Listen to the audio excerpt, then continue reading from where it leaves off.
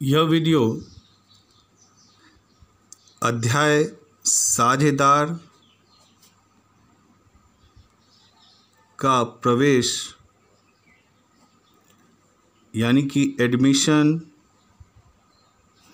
Of partnership chapter का दूसरा video है, जिसमें आज हम जानेंगे कि जब एक नया साझेदार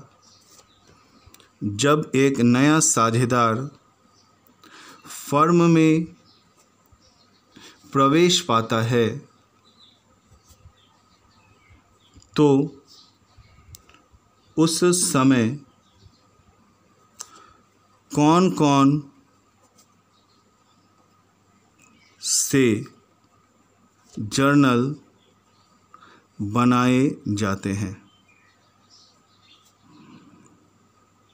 ठीक है, तो मैंने आपको बताया कि ये जो आज का वीडियो है ये साझेदार का प्रवेश चैप्टर का दूसरा वीडियो है, जिसमें आज हम लोग यह पढ़ने वाले हैं कि जब एक नया साझेदार फर्म में प्रवेश पाता है तो उस समय हम कौन कौन से जर्नल बनाते हैं। तो आपको इसके पहले वाले वीडियो के माध्यम से यह पता चल चुका है कि जब एक नया साझेदार फर्म में प्रवेश पाता है तो हम 3 स्टेप में जर्नल बनाते हैं। पहला है फर्स्ट स्टेप, और फर्स्ट स्टेप के अंतर्गत हम पुराना संचय, लाभ, हानि तथा ख्याति की राशि को पुराने अनुपात में बांट देते हैं। क्लियर है, जिसका एंट्री मैंने पीछे वीडियो में बता दिया है।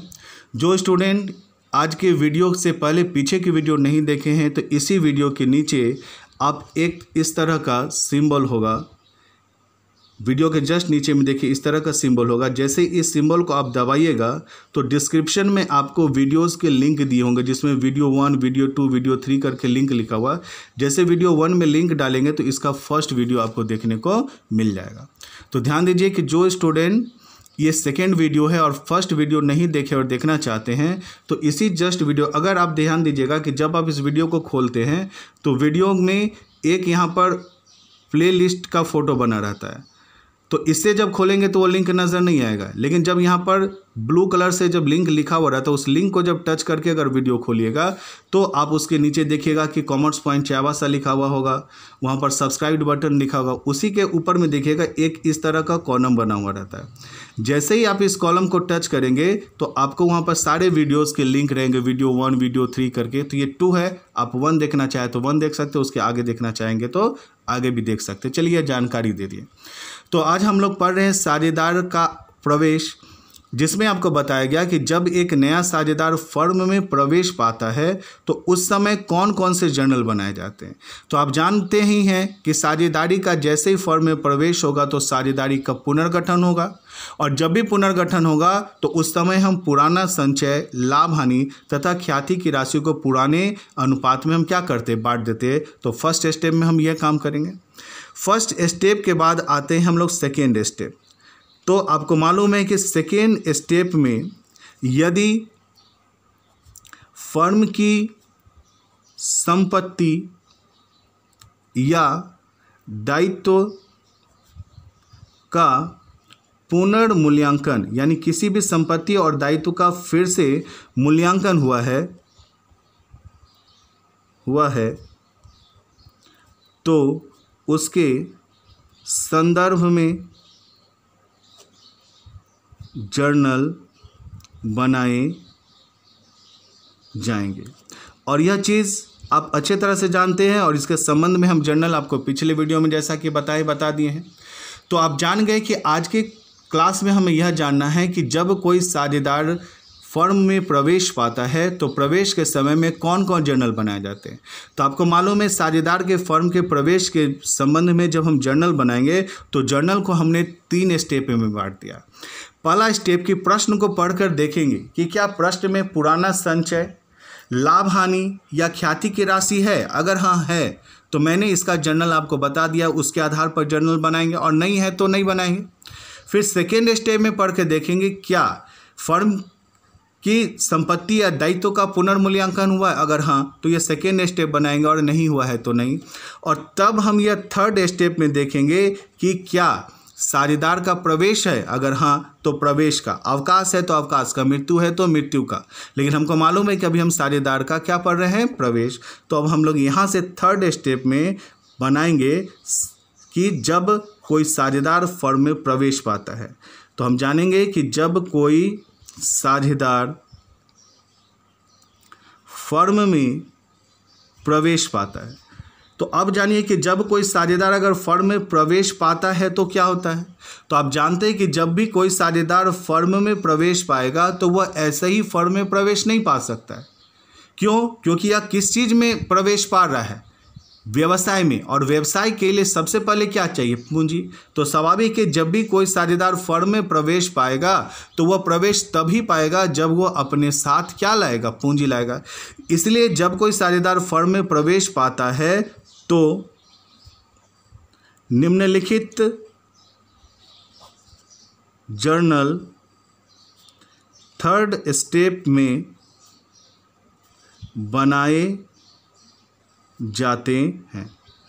क्योंकि फर्स्ट स्टेप में तो पुराना संचय लाभ हानि ख्याति की राशि को बांटेंगे, दूसरे स्टेप में अगर संपत्ति या दायित्व का पुनर्मूल्यांकन हुआ है तो हम पुनर्मूल्यांकन करेंगे, और थर्ड स्टेप में जब कोई साझेदार फर्म का प्रवेश पाता है तो निम्नलिखित जर्नल थर्ड स्टेप बनाए जाएंगे। और वह फर्स्ट स्टेप क्या होगा, थर्ड स्टेप का पहला पॉइंट, तो आप जानते हैं कि जब कोई साझेदार फर्म में प्रवेश पाएगा तो वह मुफ्त में प्रवेश नहीं पा सकता, यानी कि उसे अपने साथ पूंजी और ख्याति की राशि लानी पड़ेगी। तो यहाँ पर जो स्टेप होगा वो थर्ड का पहला जर्नल वह होगा कि नए साझेदार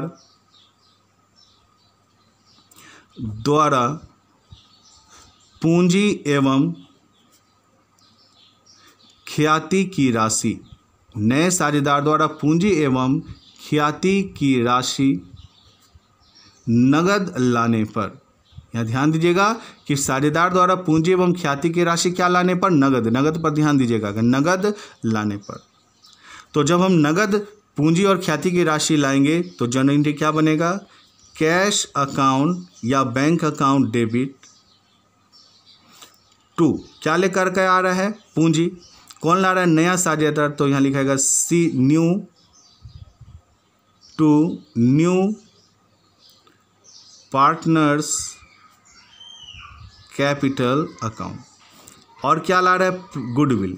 तो कभी कभी यहाँ पर गुडविल रहेगा और प्रश्न में कभी कभी प्रीमियम लिखा रहेगा, तो गुडविल लिखा हुआ रहे चाहे प्रीमियम लिखा रहे, दोनों एक ही चीज़ है। तो हम लोग जान गए कि जब भी कोई साझेदार फर्म में प्रवेश पाता है तो हम सबसे पहले फर्स्ट स्टेप में देख लेते हैं कि क्या प्रश्न में कोई भी संचय लाभ हानि ख्याति है तो उसे उस साझेदारों के बीच बांट देते हैं। फिर सेकेंड स्टेप में देखते हैं कि क्या पुनर्मूल्यांकन हो रहा है, अगर हाँ तो हम लोग पुनर्मूल्यांकन की एंट्री बनाते हैं। और तब हम थर्ड स्टेप में देखते हैं कि कोई साझेदार अगर फर्म में प्रवेश पा रहा है तो थर्ड स्टेप के जर्नल बनाए जाएंगे। और थर्ड स्टेप में जो सबसे पहला जर्नल एंट्री होगा कि जब कोई साझेदार फर्म में प्रवेश पाता है तो हम जानते हैं कि उसे पूंजी लानी होगी। तो नया साझेदार द्वारा पूंजी एवं ख्याति की राशि अगर नगद लाएगा तो जर्नल एंट्री बनेगा कैश या bank account debit to new partners capital account to goodwill. Goodwill को हम लोग प्रीमियम भी कहते हैं। तो नरेशन लिखाएगा बीइंग कैश ब्रॉट, ब्रॉट मतलब लाया, being cash BROUGHT, being cash brought as a, क्या लाया, capital and goodwill, being cash brought as a capital and goodwill. तो नया साझेदार जैसे ही फर्म में प्रवेश पाएगा तो अपने साथ पूंजी और ख्याति लाएगा। तो जैसे ही वो पूंजी लाएगा वो पूंजी फर्म में रह जाएगा, लेकिन जो नया साझेदार द्वारा ख्याति की राशि लाई जाती है वो पुराने साझेदारों के बीच आपस में बांट लिया जाता है। यह चीज़ प्रश्न में लिखा हुआ नहीं रहेगा, ये केवल यह लिखा रहेगा कि नया साझेदार अपने साथ पूंजी और ख्याति लाया। तो जैसे ही वह पूंजी और ख्याति लाएगा तो पूंजी फर्म में रह जाएगा और ख्याति साझेदारों के बीच में बांट दिया जाएगा। लिखा हुआ नहीं रहता, यह कॉमन सेंस है कि जहां फर्स्ट होगा वहां सेकेंड स्टेप भी होगा, ठीक है ना। तो फर्स्ट स्टेप में जैसे ही वो ख्याति लाएगा तो वो ख्याति की राशि साझेदारों के बीच में बांट दी जाएगी। तो यहाँ पर दूसरा एंट्री होगा ख्याति की राशि को पुराने साझेदारों द्वारा आपस में बांटे जाने पर। तो यहाँ पर जब आप गुडविल लाएं तो गुडविल को आपने क्या किया, क्रेडिट। तो जब इसे बांटेगा तो क्या हो जाएगा, डेबिट। तो यहाँ जर्नल एंट्री बनेगा गुडविल अकाउंट डेबिट टू। किसे बांट रहे हैं, पुराने साझेदारों में। चूंकि एक नया साझेदार आया, ये तो पूंजी लाया ही है और ख्याति लाया ही है, तो कौन बांटेगा, जो इसके अलावा जो साझेदार है। तो यहाँ लिखा है ओल्ड पार्टनर्स कैपिटल अकाउंट और नरेशन हो जाएगा being amount of goodwill transfer to old partners capital account. तो उम्मीद करते हैं कि आपने यह अच्छे तरह से जान गया कि जब भी कोई नया साझेदार फर्म में प्रवेश पाता है तो अपने साथ पूंजी एवं ख्याति की राशि अगर नगद लाता है तो जर्नल एंट्री बनेगा कैश या bank account debit to new partners capital account to goodwill. और जैसे ही यह गुडविल लाएगा तो प्रश्न में लिखा हुआ रहे या न लिखा रहे, दूसरा एंट्री अपने आप होगा। तो समझ लो कि ये दोनों एंट्री एक ही साथ होगा। पहला पूंजी और ख्याति लाएगा और दूसरा एंट्री हम फटाक से करेंगे कि इस ख्याति की राशि को पुराने साझेदारों के बीच में बांट देंगे। अब 2 के बाद यह तीसरा एंट्री ऑप्शनल है।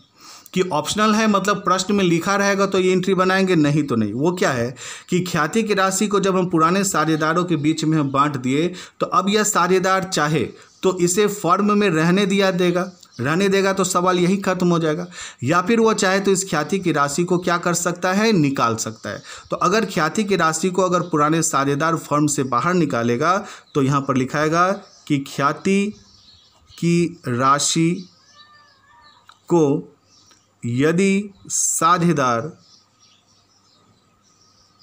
फर्म से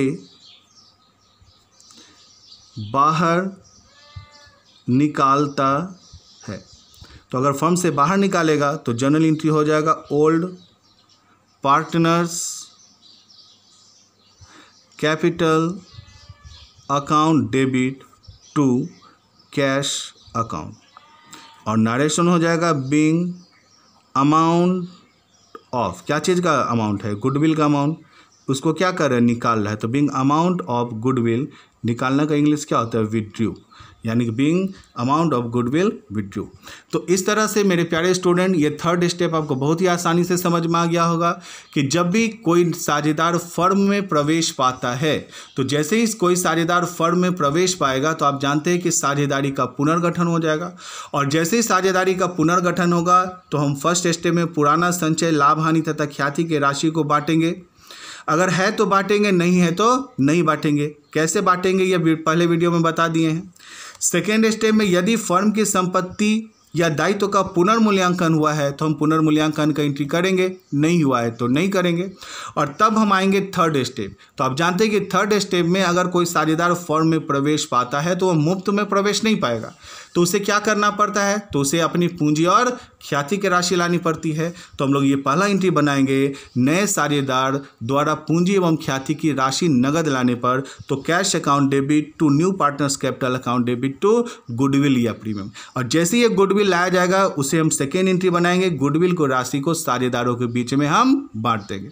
फिर ये थर्ड एंट्री जो है वो प्रश्न में लिखा रहेगा कि ख्याति की राशि निकाला तो एंट्री बनाएंगे, अगर नहीं निकाला तो नहीं बनाएंगे। तो इस तरह से आपने जान लिया कि जब कोई साझेदार फर्म में प्रवेश पाता है तो 3 स्टेप में जर्नल बनाए जाते हैं, फर्स्ट स्टेप, सेकेंड स्टेप और थर्ड स्टेप। ये तीनों स्टेप आपने जान लिया। तो मेरे प्यारे बच्चों ये जर्नल को अच्छे से याद कर लेना, फर्स्ट स्टेप और सेकेंड स्टेप के और थर्ड स्टेप के जर्नल को। इनके लिए आपको पहला वीडियो और दूसरा वीडियो को अच्छे तरह से जर्नल याद कर लेना। अब नेक्स्ट वीडियो में इसके संबंध में लेखांकन से संबंधित क्वेश्चन बनाए जाएंगे और आपको क्वेश्चन तब बनेगा जब ये सारे जर्नल अच्छे से याद होंगे। और हम उम्मीद करते हैं कि आप सभी पढ़ने लिखने वाले अच्छे स्टूडेंट हैं और अच्छे स्टूडेंट का कर्तव्य है कि टीचर द्वारा दी गई प्रत्येक होमवर्क को अच्छे से बनाना। तो सारे होमवर्क्स को आप होमवर्क में मैंने क्या बताया कि जितने भी जर्नल हैं सारे जर्नल को अच्छे से याद कर लेना, तो आगे का वीडियो जो हम बताएंगे वो आपको अच्छी तरह से समझ में आएगा। आज के लिए इतना ही।